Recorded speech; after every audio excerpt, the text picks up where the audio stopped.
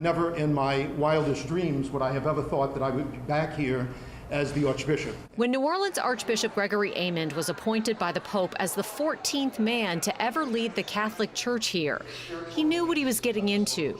Recovery from Hurricane Katrina, an archdiocese in need of financial and physical restructuring, and the fallout from a sex abuse scandal that had his predecessor, Archbishop Alfred Hughes, apologizing on his way out the door in 2009. I would be certainly willing to meet with the victims of those who still feel very much offended and hurt by that situation, and those who literally were abused and became victims. I would want to meet with them and any other victims. And on Archbishop Aymond's last days on the job, more than a year past the church's required retirement age, Aymond did just that, holding 10 meetings in 5 days with sex abuse victims, part of a massive settlement made with abuse survivors. I want to hear their pain, and I want to reassure them of my desire to help them to heal.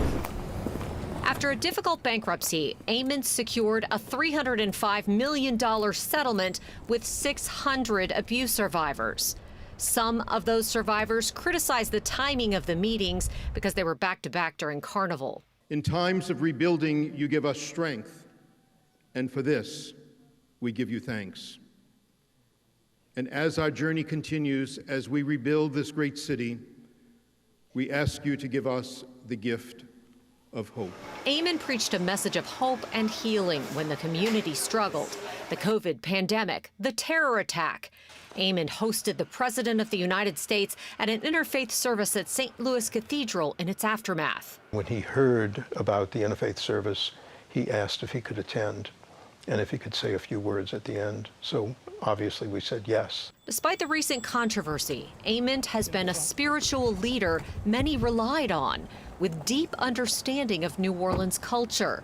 Aymond was the first Archbishop of New Orleans from New Orleans. Archbishop James Checchio is now officially at the helm, and Aymond declined to do any interviews today.